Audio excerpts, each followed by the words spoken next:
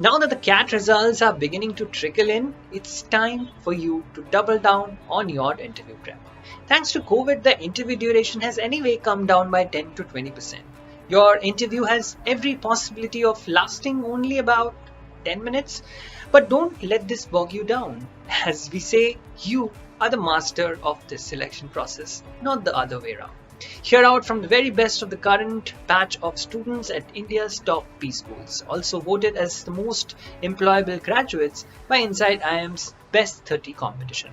In this video, you will learn how you can exactly do that. Treat this as a starter. The booster dose is on its way.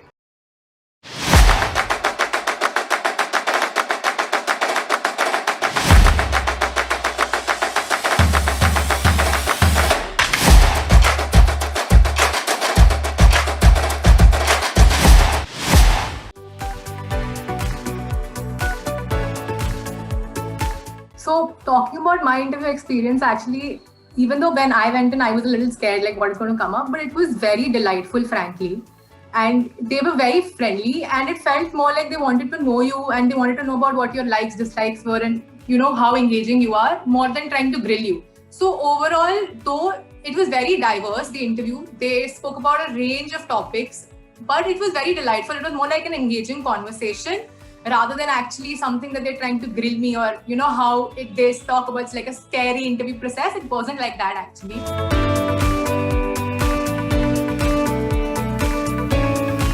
Clarity, communication, and confidence is what they want in your speech while you are doing an interview, and this is same for B school and the other interviews as well.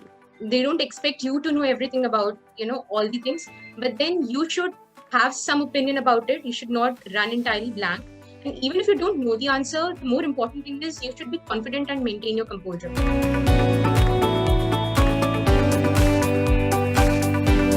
You have to prepare very rigorously, like it's a matter of life and death. But when you go to the interview, you really have to calm your nerves, because then if you take that pressure along with you, it'll really not work for you. And for the preparation, frankly, I just started reading about topics and stuff that interested me, and eventually started building a book where I had all of the GK topics or things that interested me, and I kept revisiting them whenever I got time. Interviews are interaction, so you can't predict an interaction, and preparation for interaction or an interview needs to be holistic. So whether you have a call from, whether it be colleges from top IIMs, CAP IIMs, XLRI or NMIMS SIBM, the preparation will be more or less same, because the panelists will be the professors, faculties or senior members, and you will be the same person. Nothing will be changing other than the institute. So preparation specifically as a fresher is from the perspective of the panelists, what I feel is they try to get the seriousness as how good you are as a candidate by judging you on the basis of how you good were in your undergraduation.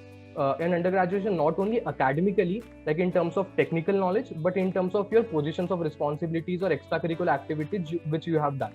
So on these angles, if you will prepare in terms of like positions of responsibility or different roles or events you have organized in your undergraduation, and able to prepare a good narrative and present it well in front of the panelists, at the same time have a basic idea about if you are an engineer, if you have a basic idea about the branch in which you are pursuing an engineering, will definitely be an add-on to prove your mettle in terms of as a good candidate.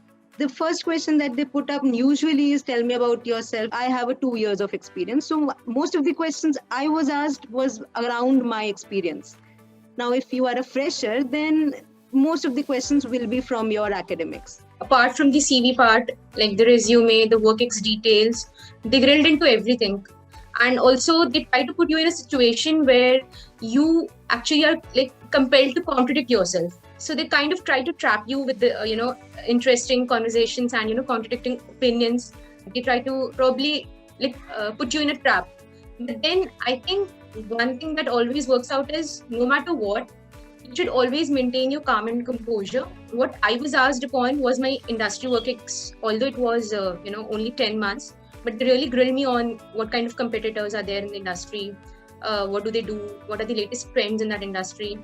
Apart from that, there were quite a lot of GK questions to answer the second question as well. So they asked me who developed the internet, what were the team of scientists consisting, upon. So I did my graduation from NIT Surat. So they've asked me a lot of questions about Surat. How is the city? How's the administration? The history about it.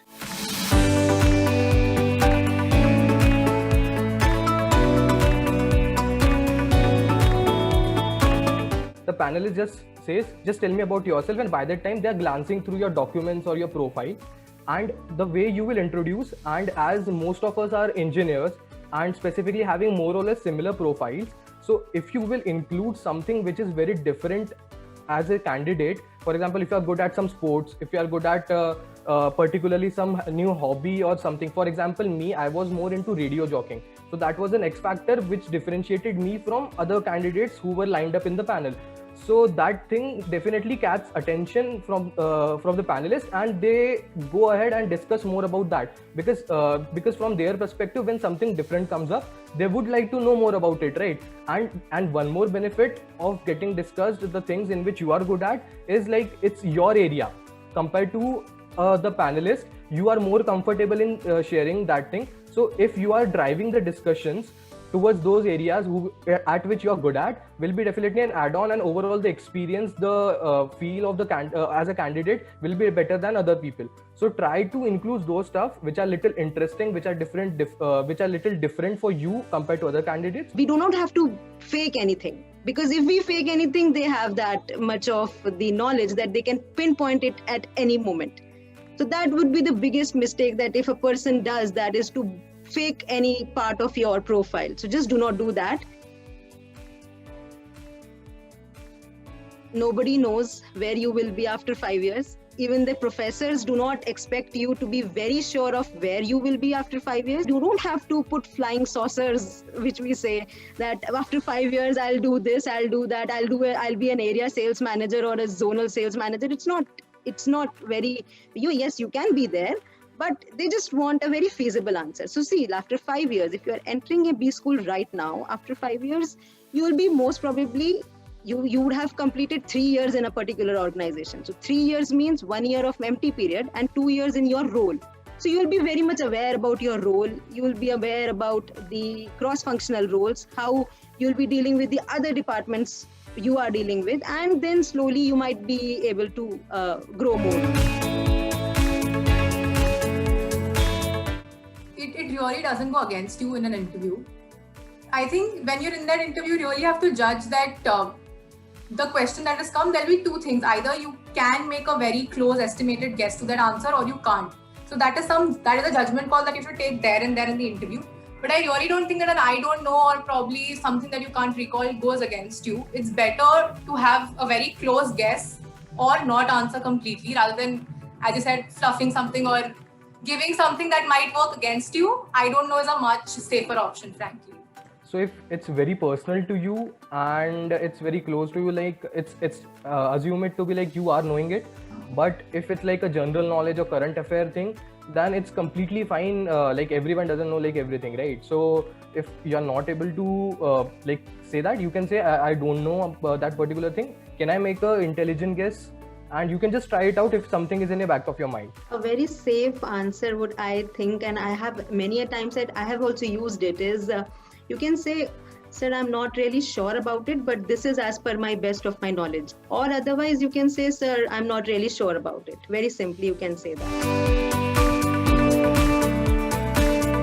So I was fairly good at my extracurriculars while also being reasonably good in my academics, and I felt that post your MBA, the sort of job opportunities and the things that you do sort of required you to be more of an all-rounder rather than being, an exceptional cricketer or a guitar player, just really good at one thing. I had 3 years of work at HPCL, so when the panel was asked, I was a little bit honest in this particular part. I told them that I joined a PSU hoping that I get a lot of things to learn, but in the initial, after 1-2 years, the learning part has really faded. I thought like it would be really helpful for me, and because like when your job is like it has become like daily like rote kind of thing.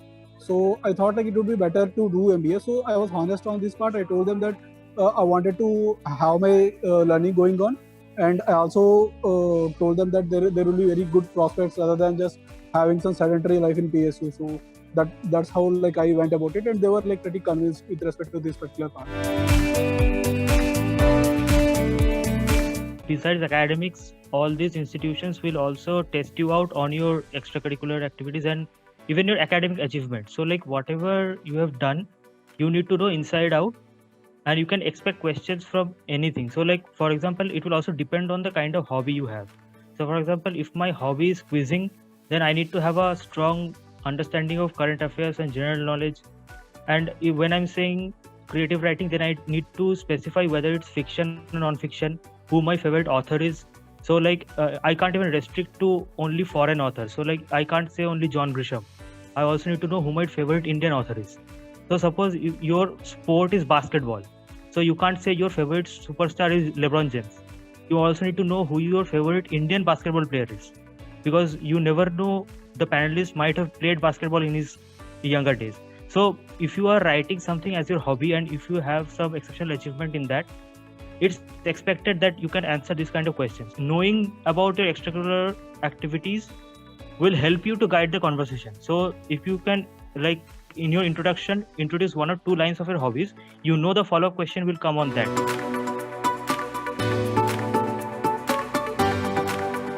What I understood was it is really important to know yourself before you walk into such an interview, right? And when you know yourself, the psychometric things becomes, very easy for you, and it becomes consistent. What they look for is the consistency in your answers.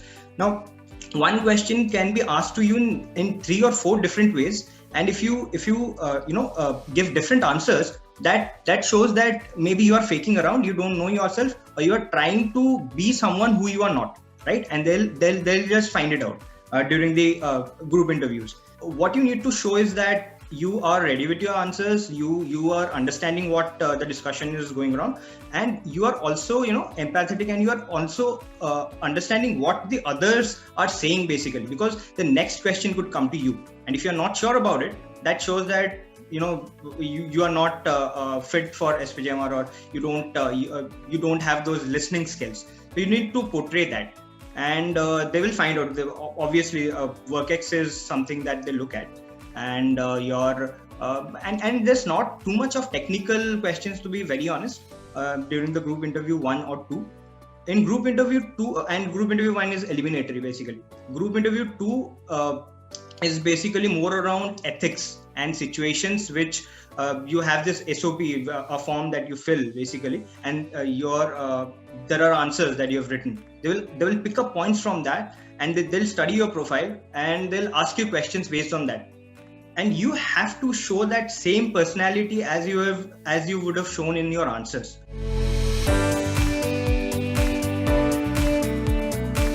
We hope this video has helped you jumpstart your preparation. Watch out for our next video to fine-tune. Best of luck.